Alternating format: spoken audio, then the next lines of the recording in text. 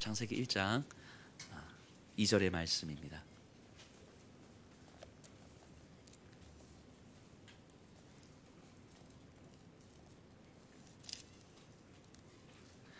우리 1장 2절 우리 함께 고백하도록 하겠습니다.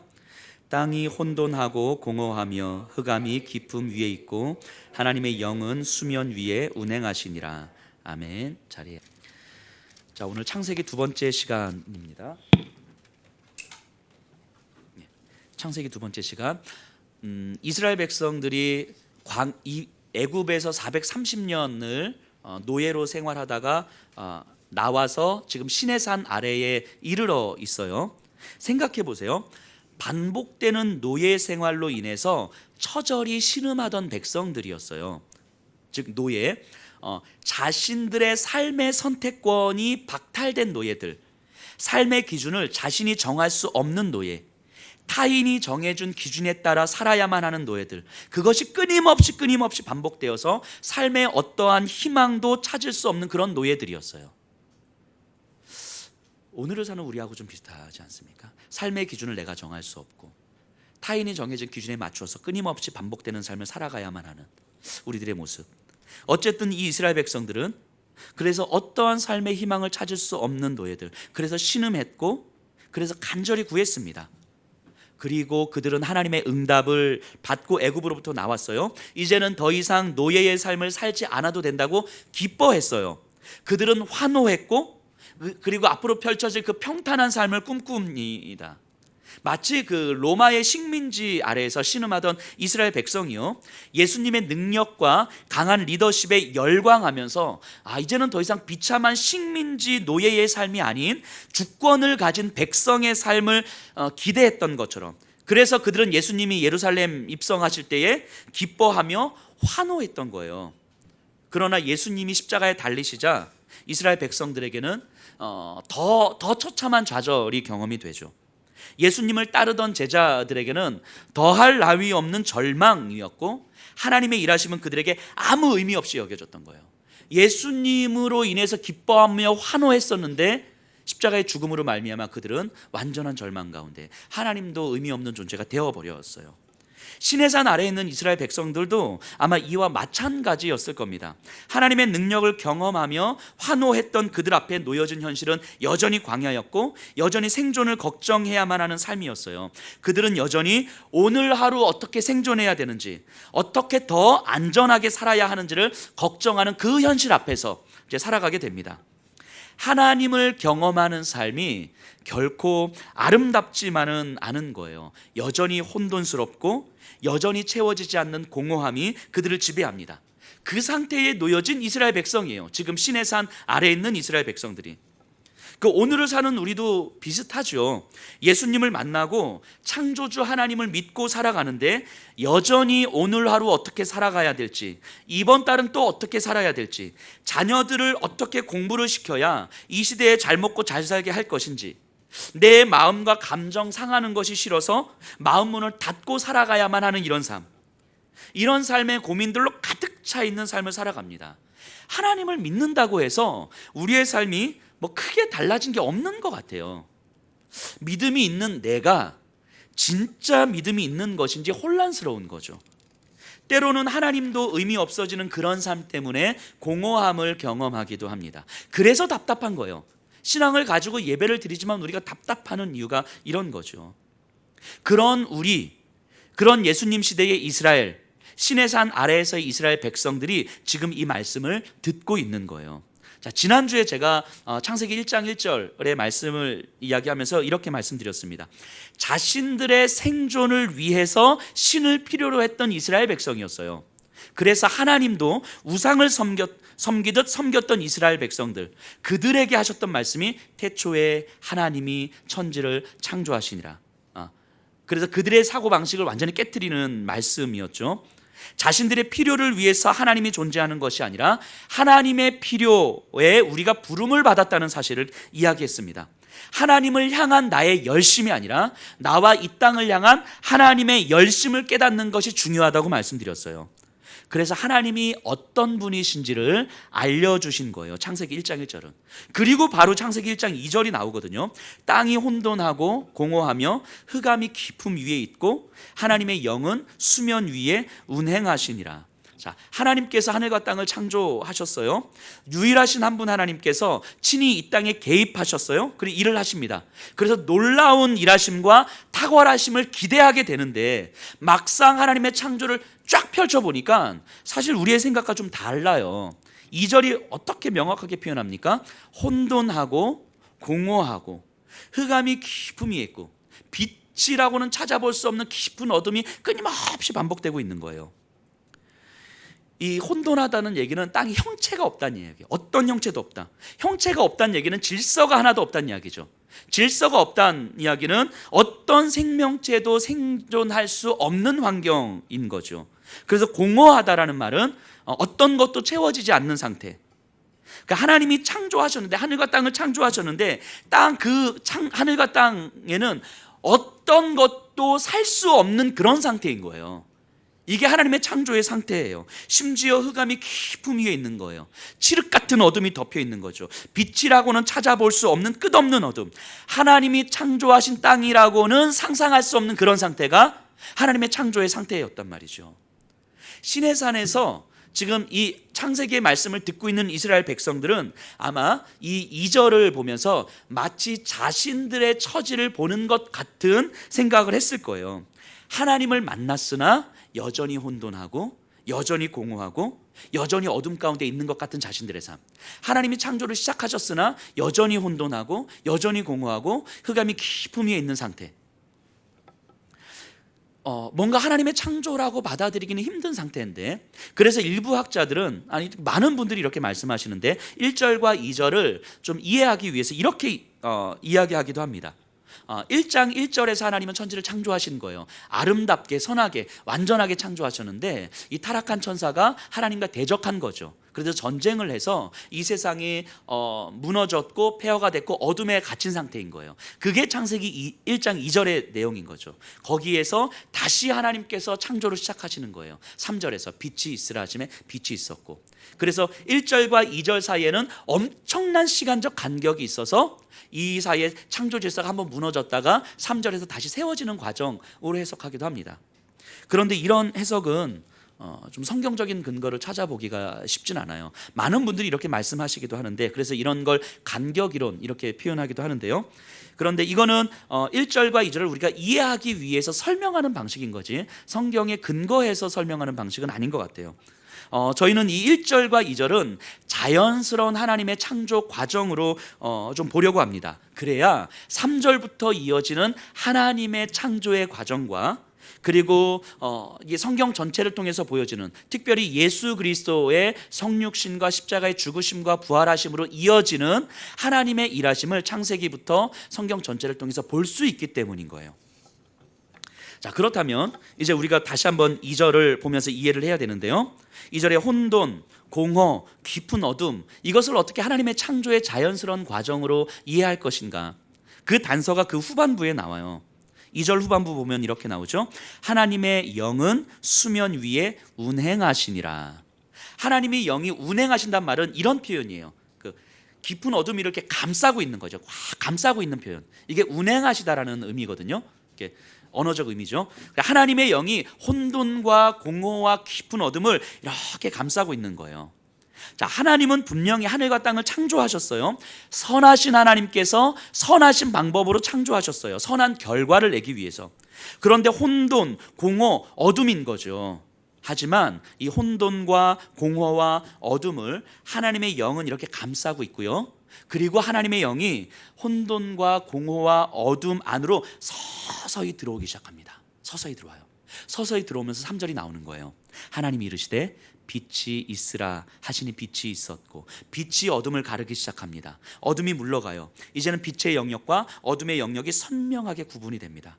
6절에 하나님이 이르시되 물 가운데 궁창이 있어 물과 물로 나누라 하시고, 궁창은 우리 무슨 스타디움 주 경기장 같은 데 보면 이렇게 동그란 지붕 있죠. 돔 같은 이런 걸 의미하는 거예요. 동그란 지붕 이렇게.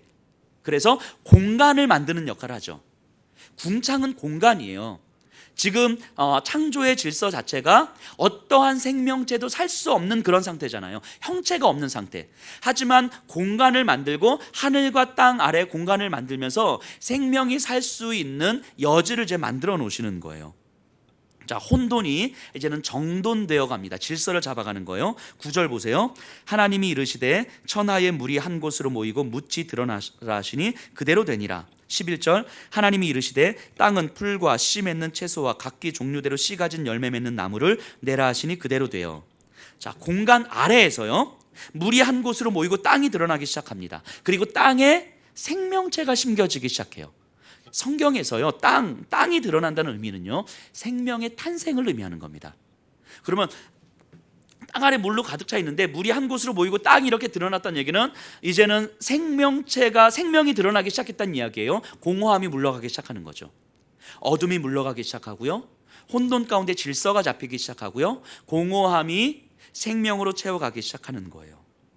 자, 이렇게 창조의 과정이 하나씩 하나님의 하늘과 땅을 창조하시고 혼돈과 공허와 어둠이 가득한, 그래서 하나님의 창조인데 왜 이렇게 혼돈과 공허와 어둠이 가득할까 하는데 그 하나님의 영이 서서히 그 안으로 들어오면서 빛의 질서가, 그다음에 이 정돈됨이, 생명이 이렇게 하나씩 만들어지기 시작하는 거예요.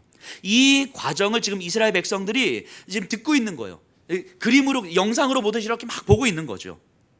그러니까 이 이스라엘 백성들이 이 말씀을 이렇게 들으면서 어떤 생각을 좀 이렇게 하겠습니까?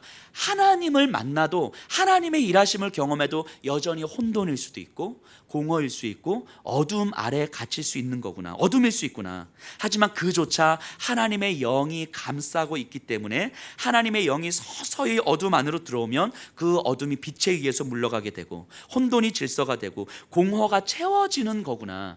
하나님의 창조 질서가 이렇게 만들어지는 거구나. 그래서 지금 이스라엘 백성들 입장에서 보면 지금 우리가 느끼는 혼란과 어둠은 하나님의 영 안에 있는 어둠이겠구나. 하나님의 영이 서서히 우리 안에 들어오기 시작하면 내 삶에서도 하나님의 질서가 만들어지는 거구나, 이걸 깨닫게 되는 거죠.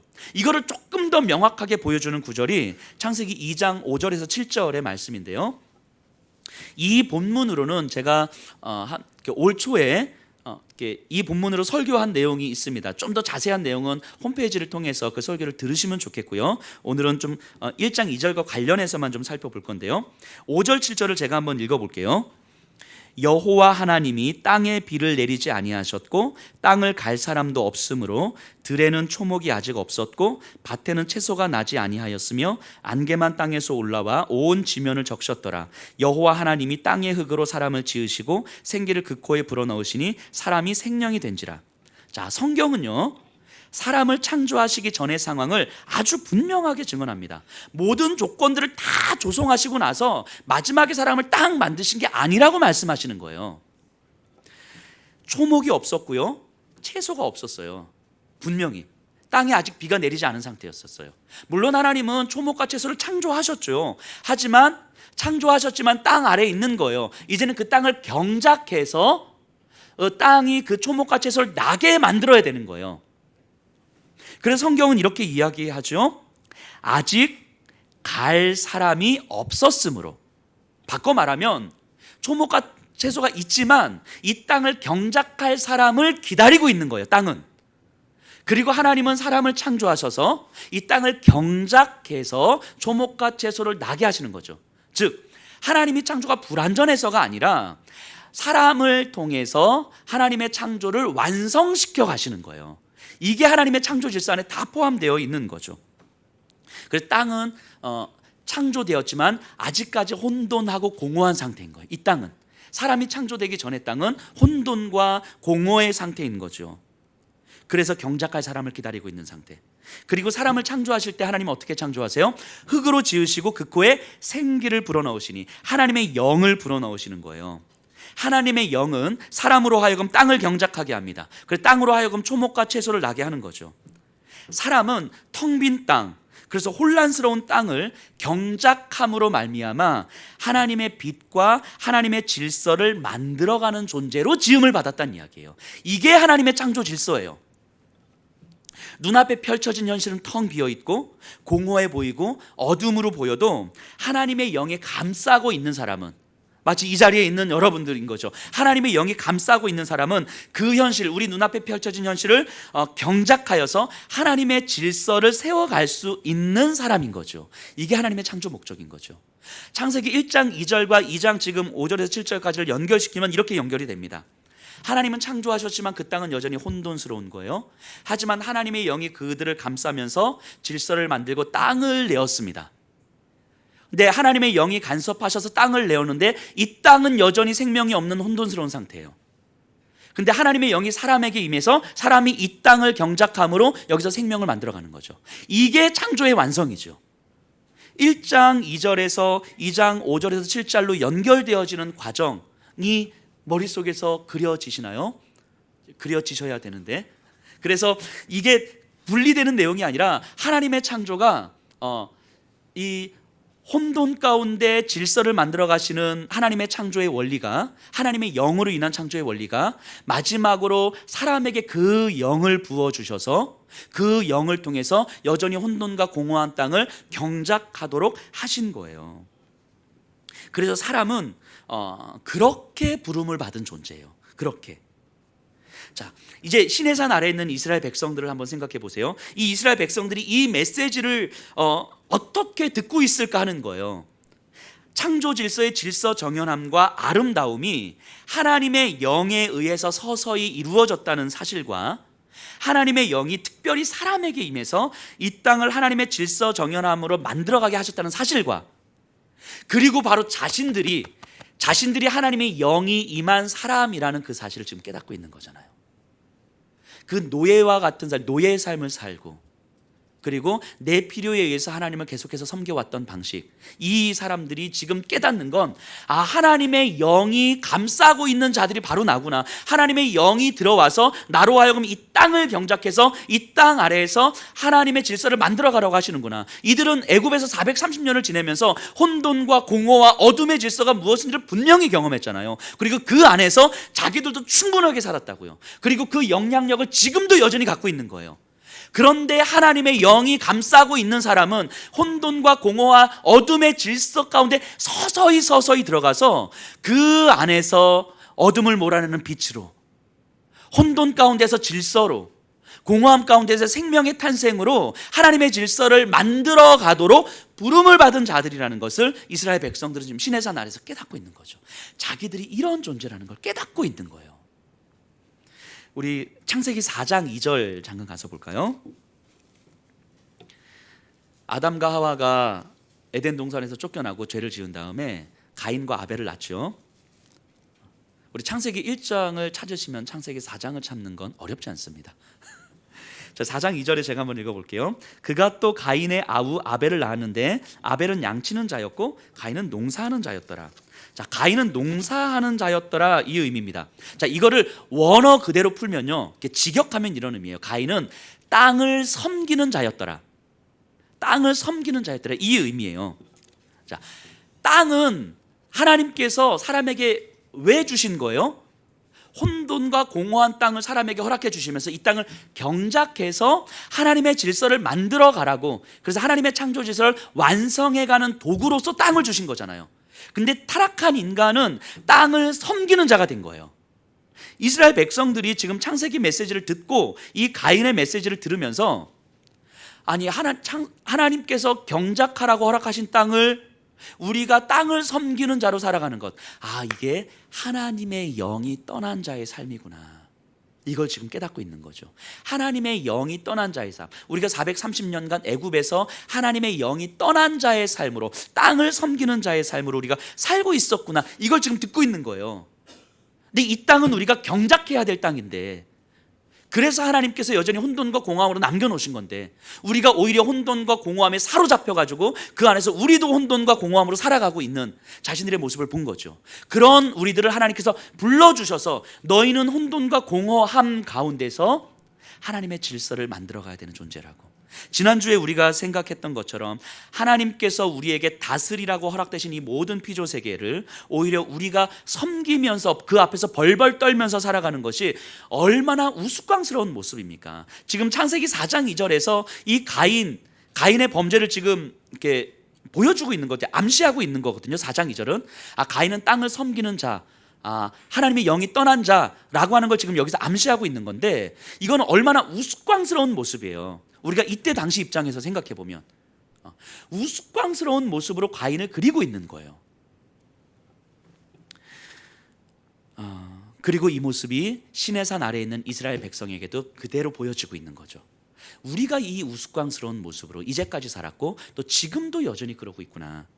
근데 그럼에도 불구하고 성경은 시내산 아래에 있는 백성들은 하나님이 선택하신, 하나님의 영이 감싸고 있는 자들이라고 선포합니다. 이제 이스라엘 백성들이 그 사실을 깨닫고 하나님의 영이 서서히 그들의 삶 안으로 들어오기를 이제 구하면 되는 거예요. 그러면서 하나님의 영이 들어와서 이제는 땅을 섬기는 것이 아니라 땅을 경작하면서 하나님의 질서를 이제 어떻게 만들어가지?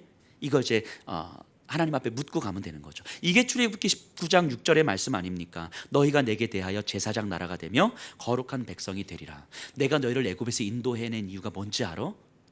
너희가 여전히 땅을 섬기면서 땅에 나오는 곡식을 그냥 풍성하게 누리면서 살아가는 것, 이 정도 살라고 내가 애굽에서 불러준 게 아니야 라고 이야기하는 거죠. 세계 열방 가운데 이 땅을 창조하신 유일하신 한 분 하나님이 어떤 분이신지를 드러내는 삶을 살라고 불러주셨다라고 이야기하는 거죠. 이게 땅을 경작하는 삶이라고, 세상을 경작하는 삶이라고 듣고 있는 거예요. 이것을 지금 배워가고 있는 거예요. 시내산 아래에서. 자, 예수님 시대의 이스라엘 백성들, 제자들 한번 생각해 보세요. 예수님을 환호했지만 펼쳐진 현실 앞에서 이 돌아서고 좌절했던 제자들. 그런데 예수님이 부활하셨다는 사실은 참된 생명이 시작되었다는 것을 보여주는 거잖아요. 부활하신 예수님은요, 마치 하늘과 땅이 갈라지고 물이 한 곳으로 모이면서 땅이 드러난 것이 생명의 탄생을 이야기하는 것처럼 예수님의 부활은 참된 생명의 시작을 보여주는 거죠. 이 창조의 기사는요, 예수님의 복음을 그대로 보여줍니다. 혼돈과 공허 아래에서 성령 하나님께서, 하나님의 영이 감싸고 있었던 것처럼 혼돈과 공허의 질서 아래에서 성령 하나님께서 마리아를 통하여서 은혜로 덮어주시고 그 안에 성령으로 잉태시켜 주시지요. 그리고 어둠 가운데 빛을 허락하셨던 것처럼 이 어둠의 세상 한가운데 예수 그리스도께서 이 땅에 빛으로 오심으로 말미암아 어둠이 깨닫지 못하는 그 빛의 질서를 하나님께서 허락해 주셨죠. 하나님께서 궁창을 만드심으로 하늘과 땅을 갈라주시고 하늘과 땅을 연결하는 생명의 영역을 만들어 주셨던 것처럼 예수 그리스도의 십자가는 하늘과 땅을 연결하는 유일한 생명의 통로로 우리에게 나타나신 거죠. 그리고 물이 한 곳으로 모이고 땅이 드러남으로 그 땅을 통해서 생명의 탄생을 보여주셨던 것처럼 예수 그리스도의 부활을 통하여서 참된 생명이 우리에게 시작되었다는 것을 보여주는 거예요. 그래서 부활하신 예수님으로부터 제자들은 하나님의 영을 받습니다. 새로운 생명을 얻어요. 이제까지 자신의 필요를 위해 예수님을 섬기던 방식에서 예수님의 부르심의 이유를 생각하기 시작합니다. 그들의 삶에 참된 질서와 아름다움이 형성되기 시작해요. 이제까지 열심히 최선을 다해서 살기는 했지만 참된 생명이 들어옴으로 말미암아 질서와 아름다움이 형성되기 시작하는 거예요. 그리고 그들은 이제부터 본격적으로 땅을 섬기는 것이 아니라 땅을 경작하는 삶을 살게 됩니다. 세상을 섬기는 방식이 아니라 세상을 경작하는 삶을 살게 됩니다. 그래서 요한복음 20장 22절에 부활하신 예수님이 제자들을 만나면서 이렇게 나타나시는 장면이 있습니다. 이 말씀을 하시고 그들을 향하사 숨을 내쉬며 이르시되 성령을 받으라. 숨을 내쉬며 이르시되, 이 숨이 그 코에 생기를 불어넣으시니, 똑같은 단어예요. 흙으로 지으시고 그 코에 생기를 불어넣으시니 숨을 내쉬며 이르시되 성령을 받으라. 부활하신 예수님은 제자들에게 하나님의 영을 허락하신 거죠. 하나님의 영이 감싸 안는 자들이 된 거죠. 오늘 우리도 마찬가지입니다. 여전히 우리의 삶은 혼돈이에요. 예수님을 믿고 살아가지만 우리의 삶의 질서가, 우리의 삶의 가치와 방향이 온전하게 자리 잡지 못하기 때문에 때로는 이것이 믿음의 삶인지 믿음의 삶이 아닌지 헷갈리고 그래서 우왕좌왕하고 믿음의 삶을 살아간다는 것이 무슨 의미인지를 깊이 고민하지 못하면 그냥 그렇게 살아가는 우리의 혼돈스러운 삶인 거죠. 그래서 주일날 예배 드리고 하나님의 말씀 듣고 또 은혜 받고 또 다시 살아가고자 하지만 또다시 혼란스럽고 또다시 우왕좌왕하는 거죠. 그러다가 그냥 자기 삶과 자기 편의에 맞추어서 그냥 하나님을 이용하는 삶에 그냥 익숙해진 삶을 어느 순간 우리가 살아가는 거예요. 그러다가 그런 이스라엘 백성들을 시내산 아래로 불러주셨던 것처럼 우리를 또다시 시내산 아래로 예배 가운데 불러주시는 거 아닙니까? 그럼에도 우리가 항상 깨닫는 건 뭐냐면 우리의 삶은 하나님의 영이 운행하고 그리고 우리 하나님의 영이 우리를 감싸 안는 사람들이라고 하는 거죠. 성령 하나님이 우리 안에 거함으로 우리의 삶이 조금씩 질서 잡히고 세상을 섬겨왔던 방식에서 세상을 경작하며 하나님의 질서를 만들어가는 삶으로 부름을 받았다라고 하는 거예요. 세상을 등지고 살아가는 것도 아니고 세상을 섬기며 살아가는 것도 아니고 세상 한가운데서 세상을 하나님의 질서로 만드는 삶으로 우리를 부르셨다는 거죠. 하나님은 우리가 아니어도 충분히 일하실 수 있는 분이시지만 우리로 하여금 하나님의 그 풍성하심을 누리도록 초청해 주신 거예요. 하나님의 동역자로 불러주신 거죠. 이것을 사명이라고 이야기하는 거죠. 그러니까 우리가 예수님을 믿는다는 건 내가 예수 믿고 구원받고 천국 가는 것입니다. 이런 식으로 우리가 이해를 하지 마셔야 되는 거예요. 이런 식으로 이해를 하시면 안 되는 거예요. 예수님을 믿는다는 건 하나님께서 나를 통해서 이 세상을 어떻게 경작해 가실까를 알아가는 삶인 거예요. 그렇다고 예수님 믿으면 구원 못 받고 이걸 얘기하는 게 아니에요. 단지 기독교 신앙 내가 예수님을 믿는다는 게 예수 믿고 천국 가는 거예요. 이게 전부인 것처럼 생각하면서 내가 살아가는 삶이 하나님의 부르심의 이유와 상관없이 내 만족과 내 편의와 내가 살아가는 방식과 그래서 최소한의 종교적 의무를 감당하면서 살아가는 그 삶으로 내가 예수 믿는 것입니다 라고 만족하면서 살지 말란 말이죠. 예수님을 믿는 건 그런 삶이 아니라 나를 통해서 이 세상을 하나님은 어떻게 경작해 나가실 것인가 이것을 알아가는 삶인 거예요. 그래서 예수님을 믿은 지 1년이 지나고 3년이 지나고 5년이 지나고 10년이 지나면 어느 순간 조금씩 더 알아가는 거예요. 그래서 내 삶이 어떻게 하나님의 질서를 만들기 위해서 가치가 잡혀지고 방향성이 잡혀지고 나를 통해서 이 세상을 어떤 방식으로 경작해 나가시기를 원하시는지를 이제는 조금씩 깨달아가는 거예요. 부르심의 이유를 깨달아가는 거예요. 내가 살아가야 될 이유를 깨달아가는 거예요. 그리고 그것을 우리들의 자녀에게 물려주어야 되는 거예요. 그것을 우리들의 자녀에게 신앙으로 유산으로 물려주어야 되는 거예요. 제가 예전에 농담 반 진담 반으로 말씀드렸죠. 우리 자녀들에게 유산 안 물려주기 운동하십시다. 재산, 집 이런 게 아니라 그런 것들은 우리 자녀들과 함께 이 세상을 경작하기 위해서 이 세상을 섬기기 위해서 이 물질과 우리가 엄마 아빠가 애써 벌어놓은 돈과 애써 장만한 집을 이 세상과 이 지역을 섬기기 위해서 어떻게 내어놓을 것인가를 자녀들과 함께 고민하시고 우리 자녀들에게는 하나님께서 엄마 아빠를 통해서 이 세상을 어떻게 경작해 나가시기를 원하시는지 이제 서서히 깨달아가고 있다 얘야. 너의 남은 평생의 삶도 하나님께서 너를 그렇게 사용하셔서 너를 통해서 이 세상을 혼돈과 공허와 어둠의 질서를 하나님의 질서로 경작해 나가기를 원한다. 이거를 우리 자녀들에게 가르쳐 줘야 되는 거죠. 이것을 유산으로 물려주어야 되는 거죠. 그래서 부모로부터 재산을 물려받지 않아도 부모로부터 물려받은 그 신앙의 유산으로 말미암아 충분히 아름답고 충분히 풍성하게 살아갈 수 있다고 믿고 살아가는 자녀들로 우리가 가르쳐야 되는 거 아닙니까? 그래서 예수님이 마태복음 6장에서 이렇게 말씀하시는 거예요. 너희는 먼저 그의 나라와 그의 의를 구하라. 그리하면 이 모든 것들을 너희에게 더하시리라. 우리가 예수님을 믿어야 되거든요. 예수님의 이 말씀을 믿어야 되거든요. 분명히 예수님께서 말씀하셨는데 우리가 예수님을 믿는다는 건 바로 나를 통해서 이 땅을 어떻게 경작해 나가실지, 그래서 우리 가정이 존재하는 것, 내가 존재하는 것, 우리 자녀들이 존재하는 건 우리가 잘 먹고 잘 살기 위함이 아니라 나를 통해서, 우리 가정을 통해서, 우리 자녀들을 통해서 혼돈과 공허와 어둠의 이 시대를 어떻게 하나님의 질서로 만들어 갈 것인가. 여기는 한 분 한 분을 통해서 하나님의 말씀이 선포되는 것이에요. 빛이 있으라 하시면 빛이 있는 거예요. 하늘과 땅으로 갈라지라. 땅이 드러나라. 이 혼돈의 질서에서 이 질서가 만들어지는 거예요. 여기 있는 분들을 통해서요. 교회도 또한 마찬가지입니다. 이 안중 땅에 우리 예수평화교회가 존재하는 이유가 무엇입니까? 물론 저희가 뭐 얼마 되지 않은 개척교회이긴 하지만 계속 물어가는 거죠. 우리 교회가 이 땅에 존재해야 되는 이유가 무엇입니까? 최근에 묵상하면서 이런 생각을 좀 하게 됐습니다. 저도 모르게 이런 마음이 있었던 것 같아요. 예수평화교회를 세우는 것이 교회의 존재 이유가 아니잖아요. 예수평화교회를 이 지역에서 많은 사람들이 알게 하는 것, 사람들이 예수평화교회 좋은 교회예요, 예수평화교회 담임 목사님 그렇게 잘생겼다면서요, 뭐 등등등.